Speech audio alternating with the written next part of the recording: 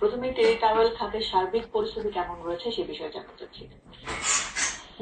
ধন্যবাদ একুশে টিভিকে।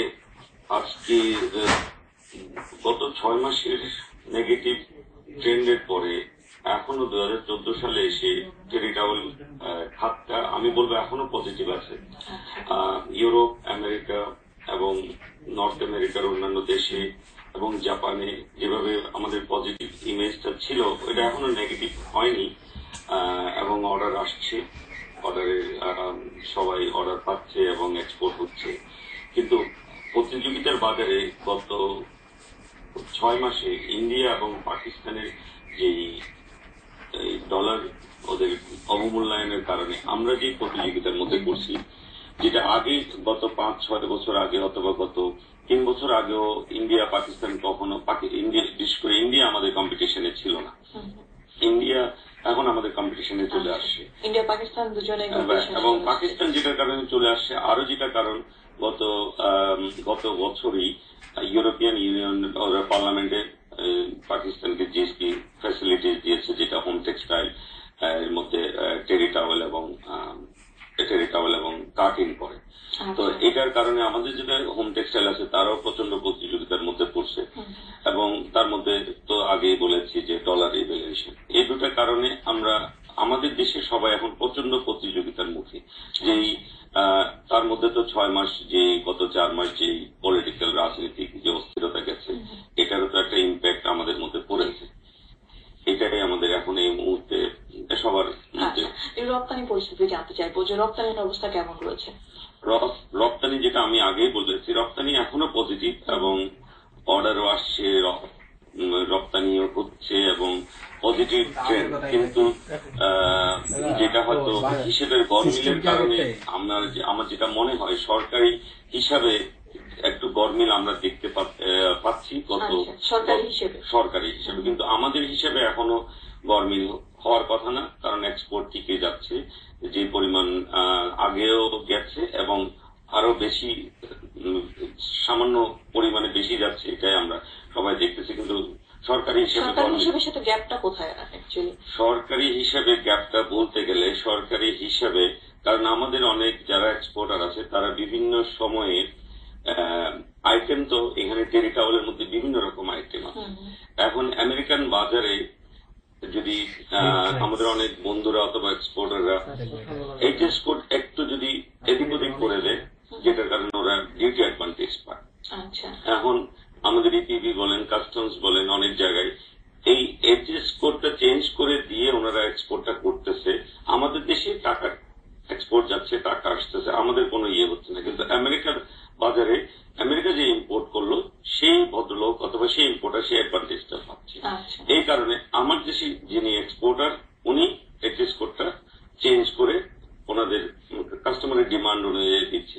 এই কারণে ইপিপিতে যখন হিসাবটা আসতেছে তখন ওই এইচএস কোডের এগেস্ট অথবা হোম টেক্সটাইলের এগেস্ট অথবা টেরিটাওয়েলের এগেস্ট এটা হিসাবটা যাচ্ছে না বলেই ওনারা মনে করছেন আমাদের নেগেটিভ ট্রেন্ড অথবা আমাদের রপ্তানি কমে গেছে। তো এগুলি নিয়ে মূলত তো এই ব্যাপারটা হচ্ছে না যে কমার বিষয়টি নেই। হ্যাঁ, এটাই। একটু তাহলে রপ্তানির বাজার সম্পর্কে জানতে চাইবো যে মূলত কোন কোন দেশগুলো আমাদের টেরিটোরিয়াল রপ্তানি হয়ে থাকে, কোন কোন দেশগুলোতে? ইউরোপ, পুরো ইউরোপের মধ্যে ইংল্যান্ড, ফ্রান্স, জার্মানি, সুইডেন, তারপরে চেক রিপাবলিক, টার্কিতেও কিছু কিছু টাওয়েল যাচ্ছে। তারপরে এদিকে নর্থ আমেরিকার মধ্যে কানাডা, ইউএসএ আছে, ব্রাজিলেও এখন টাওয়েল যাচ্ছে আমাদের। তারপরে এদিকে ফার ইস্টের মধ্যে জাপান আমাদের বড় মার্কেট হচ্ছে এটা, এবং আমাদের সবার এই মুহূর্তে সরকারি এবং বেসরকারি আমরা সবাই মিলে উদ্যোগ নিয়ে এই মার্কেটটাকে আমাদেরকে ডেভেলপ করতে হবে।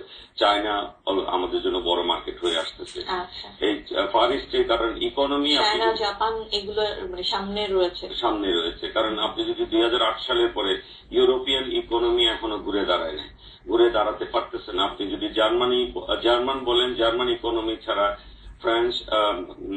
ফ্রান্স এবং জার্মান ইকোনমি ছাড়া কোন ইকোনমি এখনো এরকম ঘুরে দাঁড়ায়নি, যেটার কারণে আমাদের দেশে আগে যে ইউরোপের একটা বাজার ছিল এই বাজারটা এখনো মানুষ সবাই চিন্তা করে আছে ইউরোপের বাজার, কিন্তু ইউরোপের বাজার ঘুরে দাঁড়াচ্ছে না, দাঁড়াতে কবে দাঁড়াবে এটাও আমরা চিন্তা করতে পারছি না। এই কারণে আমরা ফরেস্টের দিকে এখন নজর দেওয়া যায়, কারণ জাপানিরা আমাদেরকে এবং চায়না আমাদের যে ইন্টারেস্ট দেখাচ্ছে এটাই আমাদের এখন ক্যাপিটালাইজ করতে হবে।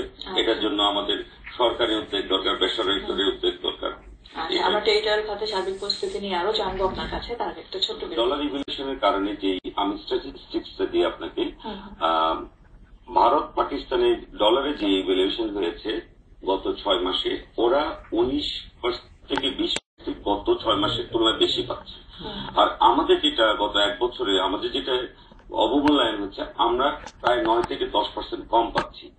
এবং ওরা ইনসেন্টিভ পাচ্ছে, গভর্নমেন্ট থেকে ইনসেন্টিভটা পাচ্ছে, যেটা এখন গিয়ে 9.5% মতো দাঁড়াচ্ছে, প্লাস ডলারে ওরা গেইন করছে। এই সব মিলিয়ে বাংলাদেশের গার্মেন্ট খাত বলেন, আমাদের টেক্সটাইল খাত বলেন, টেরিটরিয়াল খাত বলেন, আমরা প্রচন্ড প্রতিযোগিতার মধ্যে সবাই পড়েছে। এটা এখন সরকার কিভাবে করবে, এটা চেয়ে বড় কথা যেটা আমাদের এখন পজিটিভ দিকগুলি, আমাদের যে পজিটিভ দিকগুলি আছে গত 6 মাসের রাজনৈতিক অস্থিরতা এবং রানা প্লাজা, তাজরিন ফ্যাশন, এইগুলি পজিটিভ ব্র্যান্ডিং গুলি করা দরকার আমাদের। জি, আপনি এই বিষয়টা নিয়ে বলছেন, আমি এই বিষয়টি নিয়ে একটু আসতে চাই যে এই যে আপনাদের একটা নেগেটিভ ব্র্যান্ডিং তৈরি হয়েছে দেশের বাইরে, এই যে বিভিন্ন ধসের কারণে বলেন বা রাজনৈতিক অস্থিরতার কারণে বলেন, কয়েকদিন আগে কিন্তু রাজনৈতিক অস্থিরতাও ছিল, সেই সময় কিন্তু বেশ খানিকটা ক্ষতি কিন্তু এসব সব সেক্টরে হয়েছে, এবং আমরাও জানি যে আপনাদের অনেক অর্ডারও ক্যান্সেল হয়েছে। তো সব মিলিয়ে আপনারা এইসব পুষিয়ে নিতে কি করছেন বা সরকারের কি কি পদক্ষেপ রয়েছে? আপনি যে প্রশ্নটা করেছেন আমি আগে একটু বলেছি। এখন আমাদের গত 6 মাসে যে রাজনৈতিক অস্থিরতা, তার আগে রানা প্লাজা, তাজরিন ফ্যাশন এবং ওয়েস্টার্ন মিডিয়া বলেন, ইস্টার্ন মিডিয়া বলেন, যে এখানে আমাদের যে নেগেটিভ ব্র্যান্ডিংটা, নেগেটিভ ইমেজটা হয়েছে, এটা আমি বলবো আমাদের জন্য একভাবে ভালো হয়েছে। সারা দুনিয়া জেনেছে যে ওরা কত কম দামে কিনে আর কত বেশি দামে বিক্রি করে, আর ওরাই আমাদেরকে বলছে আমরা শ্রমিকদেরকে কম বেতন দিচ্ছি। ওরা যদি আমাদেরকে সবসময় যদি আমাদেরকে চাপতে থাকে প্রাইস ওয়াইজ, আমরা তো ইনকাম করতে না পারলে আমি আমার শ্রমিককে কোথায় দিব? আমাদের দেশে একটা সবার ধারণা আছে যে আমরা কম দিই, কিন্তু আমি বেশি না পেলে, আমি বেশি শব্দটা আসে না, আমি রিজনেবল না পেলে রিজনেবল স্যালারি দেওয়া যায় না, দিতে পারতেছি না। যেটা এখন রানা প্লাজার কারণে, তাজরিনের কারণে সারা দুনিয়া জেনেছে। লাভ লস বলেন, প্রাইমার্ক বলেন, পৃথিবীর সব বড় বড় কাস্টমারদের কাছে ওদের মধ্যে, ওদের সরকারের মধ্যে এবং ওদের লোকজনের মধ্যে একটা যেটা সৃষ্টি হয়েছে। ওরা এখন এটার কারণে ওরাই বলছে যে তোমরা এটা করো, ওইটা করো। আমরাও পরবর্তীতে বলতে পারতেছি না তোমাকেও এটা করতে হবে, তোমাকে আমাকে বাড়াতে হবে।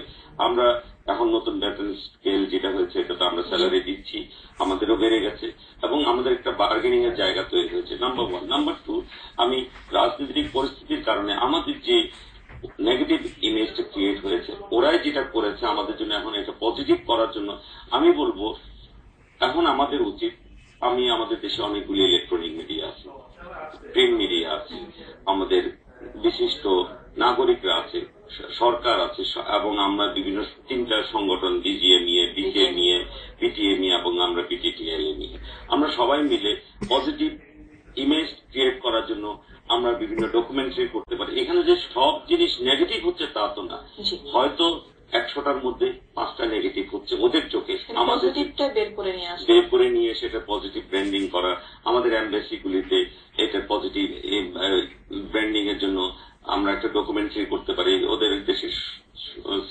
সেমিনার করে বিভিন্ন দেশে আমরা বলতে পারি, যেমন ইউরোপিয়ান কান্ট্রিগুলিতে, আমেরিকান বিভিন্ন দেশে স্টেটসে আমাদের এমবাসির মাধ্যমে, আমাদের বিভিন্ন টিভি চ্যানেলের মাধ্যমে যাদের সাথে আমাদের অ্যাফিলিয়েশন আছে তাদের মাধ্যমে আমরা এই জিনিসগুলি দেখাতে পারি।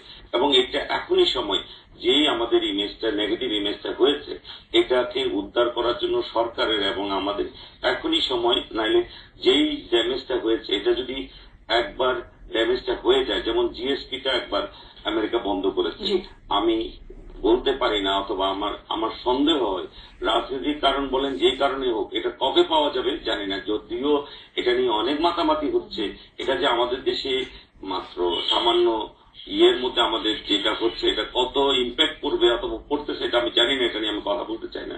কিন্তু যেটা নেগেটিভ হয়ে গেছে এটাকে পজিটিভ করানো অনেক বড় ব্যাপার, যেটা আমাদেরই এখনই সময় এটাকে পজিটিভ ইমেজ, পজিটিভ ব্র্যান্ডিং করা বিভিন্ন দেশে।